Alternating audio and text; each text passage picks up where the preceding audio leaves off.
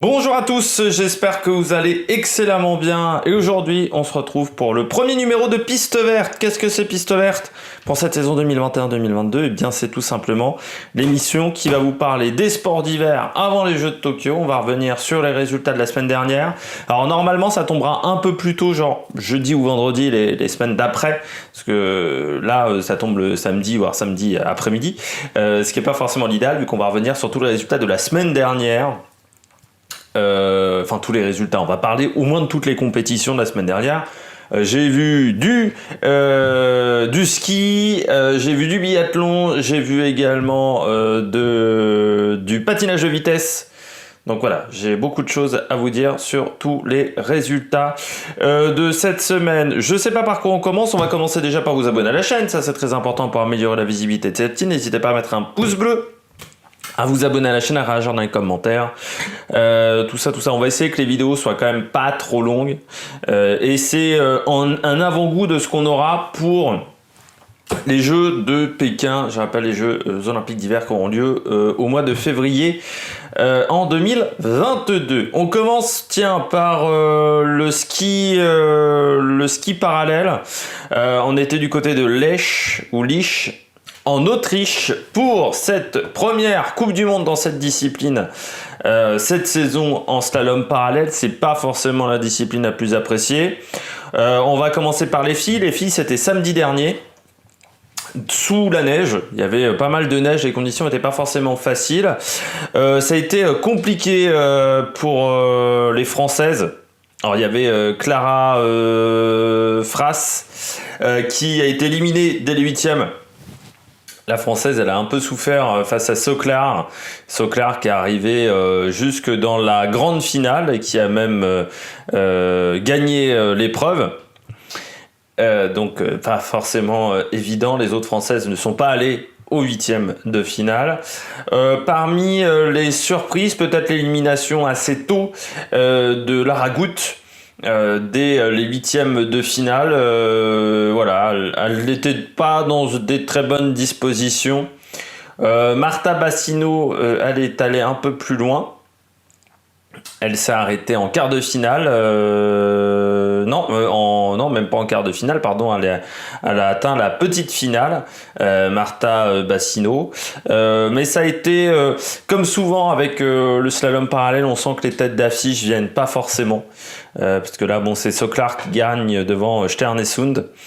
Du côté de la petite finale, c'est Lisdal face à Bassino. Et Sarah Hector finit cinquième devant Monsen. Et ensuite vous avez Lena Dour et Tina Robnik pour le top 8. Mais on sent que c'est pas forcément la discipline privilégiée au niveau du ski alpin, que ça soit du côté des filles et des garçons. On parlera des garçons dans quelques instants.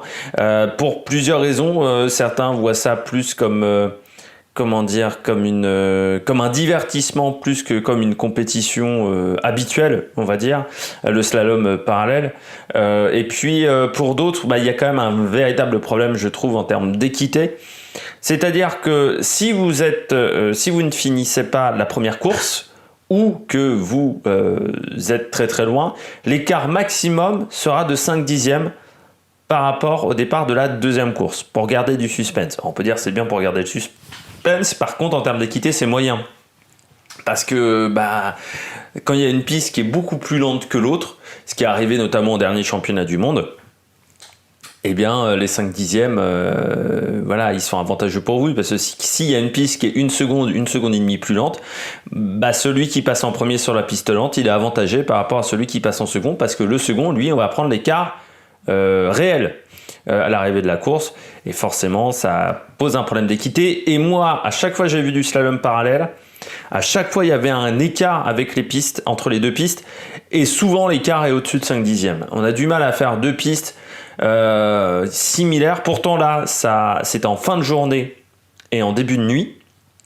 Mais j'ai vu en début de journée, en plein après-midi, les deux pistes ont toujours une grande différence de niveau parce que le soleil tape différemment d'une piste à l'autre, parce que c'est difficile de faire un parcours similaire d'un côté et de l'autre avec la même pente, les mêmes inclinaisons au niveau des virages, et donc il y a toujours une des deux pistes qui est avantagée. Et bah là, ça s'est encore vu du côté de Lich en Autriche. Il y avait du monde par contre à l'arrivée de la course. Ça, je trouvais que c'était pas mal. On passe du côté de la course des garçons. Donc c'était le dimanche avec des conditions climatiques bien meilleures, du soleil. Enfin, un temps clair. Il y avait Alexis Pinturo qui a été éliminé dès les qualifications. Il a raté une porte. Sinon, on avait également Sarrazin. Et Sarrazin est éliminé dès le 8e, là aussi. Ça a été de toute façon la fête à la grimace du côté du ski alpin français sur cette semaine, battu par McGrath. McGrath qui est allé jusqu'à la petite finale qu'il a remportée face à Christophersen qui était venu, Christophersen qui a fait vraiment des belles courses, notamment moi j'ai retenu son quart face à Eric Reed où il y a eu vraiment un très très grand match.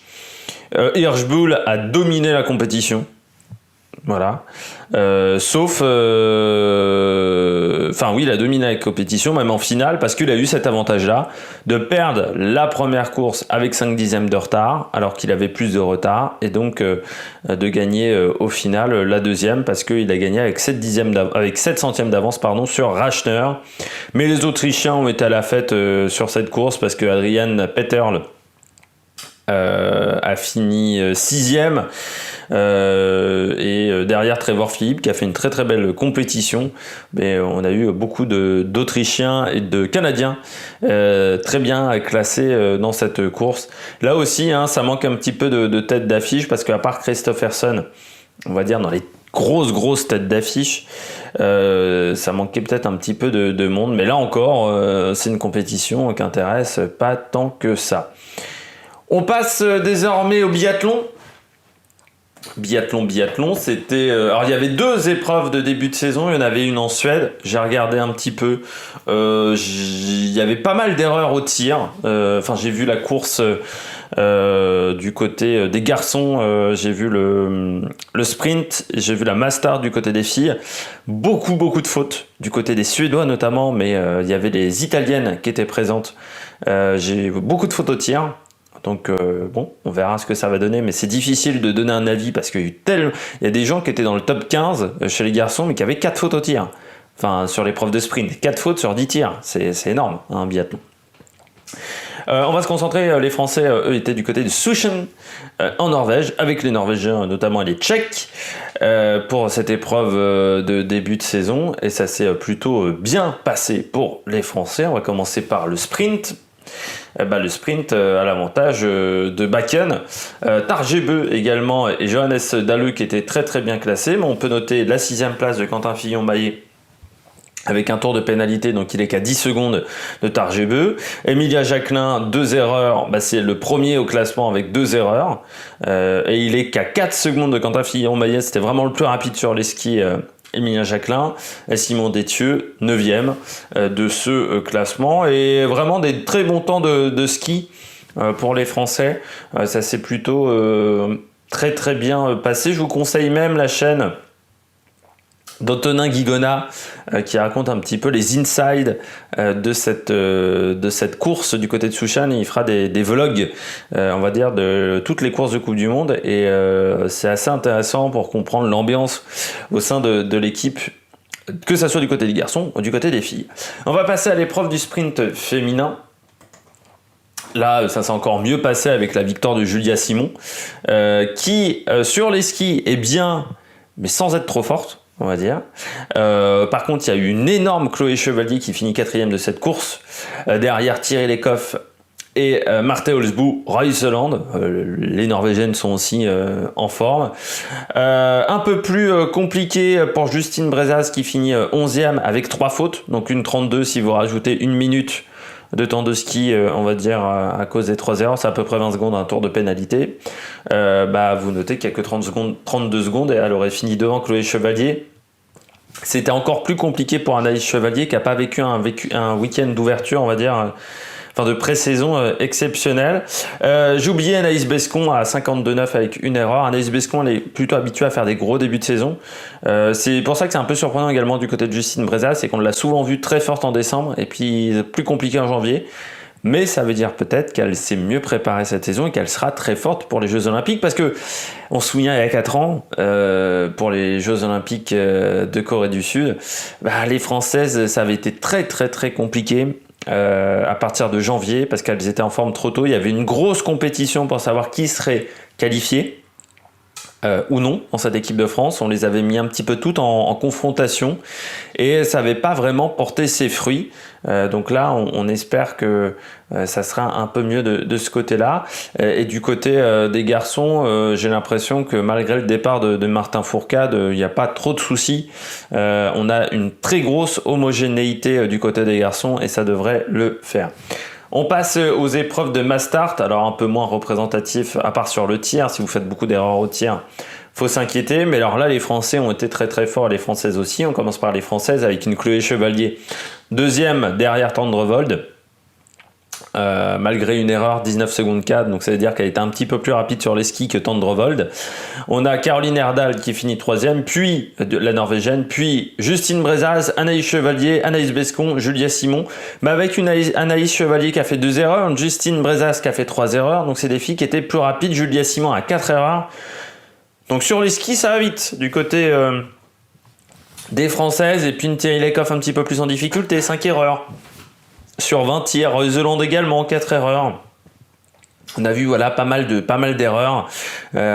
C'était également le cas pour les Ukrainiennes comme Semerenko, un petit peu en difficulté. Du côté des garçons, là aussi, ça a été un tir groupé. Quentin Fillon-Maillet deuxième, et qui a mis la pression à Tarjébus jusqu'au bout. Emilien Jacquelin, qui était dans un groupe avec Christiansen et Laigrid, qui les a défoncés à chaque sortie il y avait une petite bosse. À chaque sortie de bosse, il leur a mis vraiment la misère. Emilien Jacquelin, Fabien Claude 7e, Antonin Guigona 10e. Donc voilà, encore une belle performance collective des Français.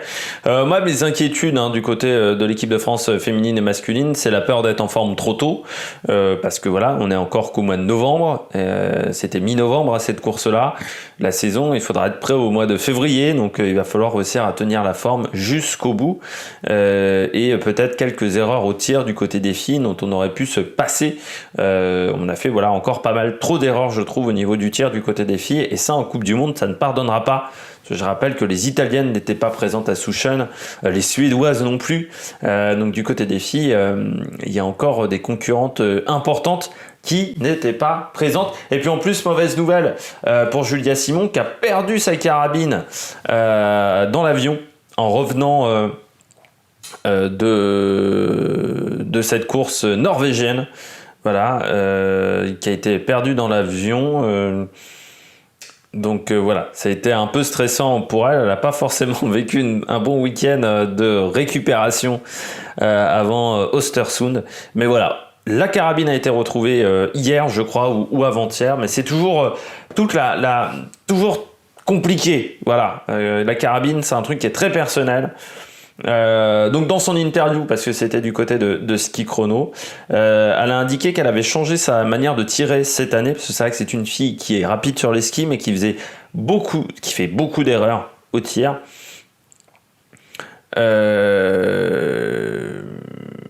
Mais voilà, elle essaye maintenant de changer un petit peu sa manière de tirer pour être un peu plus agressive sur son tir, en voulant changer d'approche, ce qui est toujours très compliqué, le tir quand vous êtes en difficulté. Je rappelle que Julia Simon, en plus au départ, c'est une fille qui faisait que du ski de fond et qui est passée au biathlon. Je vais pas dire tardivement, mais voilà, sur ses premières années, elle faisait du ski de fond. Donc c'est vrai qu'elle n'a pas forcément totalement l'expérience complète au niveau du tir. Et puis on peut quand même saluer sur ce week-end, encore une fois norvégien, la très belle performance de Chloé Chevalier, 4-2. Elle qui, l'année dernière, était un peu en difficulté. Elle était arrivée des Coupes d'Europe en cours de saison. Et c'est la sœur d'Anaïs Chevalier. Du côté du patinage de vitesse, sur piste longue, sur piste de 400 mètres, je rappelle qu'il y a deux types de patinage de vitesse. Il y a le patinage de vitesse sur piste courte, on appelle le short track, connu pour être très agressif. Et puis il y a le patinage de vitesse sur piste longue, où vous avez un couloir et où c'est beaucoup moins dangereux, même s'il y a des épreuves de mass start. Eh bien, du côté du patinage de vitesse sur piste sur piste longue, pardon, je vais y arriver. On a vu que on est encore en cours de préparation pour cette première épreuve de Coupe du Monde. C'était en Pologne et on a vu pas mal de concurrents un petit peu en difficulté, notamment les Néerlandais. Les Néerlandais surtout, qui n'ont pas eu des très très grandes performances. On a vu que du côté des Américaines, par contre, ça allait plutôt vite. Du côté des Chinois, on commence à amener du monde, mais j'ai peur que ça soit un peu tard pour arriver en forme du côté de Pékin. J'ai vu également qu'il y a des Chinois qui se mettent au skeleton et au bobsleigh. J'ai peur, par contre, que ça soit un peu difficile pour être performant tout de suite. Mais voilà, on voit très bien qu'on était sur une épreuve où il manque encore un petit peu de niveau sur ces 3 jours de compétition de Coupe du Monde. Il y a eu 2 500 mètres remportés par la même américaine, dans laquelle elle est Erica Jackson. Elle a été assez impressionnante sur les disciplines de sprint. Par contre, voilà, sur les compétitions, les autres compétitions, ça a été parfois un petit peu plus compliqué. Et puis on termine avec le patinage artistique. C'était le ISU GP NH4 Trophy 2021, compétition qui se déroule du côté du Japon. Et bien entendu, les Japonais ont été à la fête, notamment du côté des garçons avec Shoma Uno qui a réalisé le score de 290 15, ce qui est un score assez exceptionnel. Il a fini en tête de la danse imposée et en tête de l'épreuve libre. Il n'y avait pas de Français, mais du côté des Européens, on a Ignatov qui a fini 4e, et Rizzo, l'Italien qui a fini 5e devant Alexander Samarin. Mais on peut dire que les Américains et les Japonais ont plutôt été en forme sur ce terrain. Donc ça, c'était la compétition masculine. La compétition féminine, c'est Sakamoto qui a fini devant Kawabe et Younglu, donc triplé asiatique et doublé japonais dans cette compétition. Il n'y avait que Nicole Schott, qui est une Allemande, qui a fini 8e, c'est-à-dire avant-dernière. Et puis du côté des épreuves par équipe en couple, notamment, eh bien, c'est une paire russe qui s'est imposée, Mishina et Galyamov devant Tarasova et Morozov. Moi j'aime bien la paire Tarasova-Morozov, je trouve qu'il y a quelque chose d'assez impressionnant dans ce couple. Et puis il y avait Riku Miura et Kihara, les Japonais qui ont fini 3e devant Ashley Kahn-Grimble et Timothy Leduc. Là aussi une paire qui est assez particulière parce que le garçon et la fille font quasiment la même taille. Font la même taille. C'est pas comme les Chinois, parce que vous avez des Chinois où vraiment les deux font la même taille. Là, la fille est très très grande pour une patineuse de couple, ce qui est assez rare. Et puis on retrouve ensuite une paire allemande, Fabian Hase, Minerva Fabian Hase et Nola Sigard, qui ont fini dernier et avec quand même une assez grosse marge de différence par rapport à l'avant-dernier. Et puis je termine avec la danse sur glace. Et là, c'est également les Russes qui se sont imposés avec Sinitsina et Katsalapov, qui ont fini en tête avec un score de 215, toujours un peu plus serré dans cette compétition, devant Chuck et Betts et Fear et Gibson. Mais c'est la catégorie, je rappelle la danse sur glace de Papadakis et Cizeron, les Français. J'ai l'impression quand même que Papadakis et Cizeron étaient un peu plus forts. Les scores 215, ils sont capables de faire 215 assez largement, les Français. Donc je ne suis pas sûr que les concurrents qui étaient dans cette compétition de danse sur glace arriveront à battre nos Français. La semaine prochaine, on parlera notamment de bobsleigh de skeleton. C'est le début de la compétition ce week-end. On parlera également de patinage artistique encore parce que c'est le Trophée de France ce week-end, donc en France bien entendu. On aura du ski avec la première épreuve de slalom de la saison et puis également encore des pré-saisons, notamment du côté du ski de fond. Donc voilà un programme assez chargé le week-end prochain pour Piste Verte. D'ici là, n'hésitez pas à vous abonner à la chaîne, à réagir dans les commentaires, à mettre un pouce bleu. Et puis nous, on se retrouve pour de nouvelles aventures sur la Maniac Production. Ciao, ciao!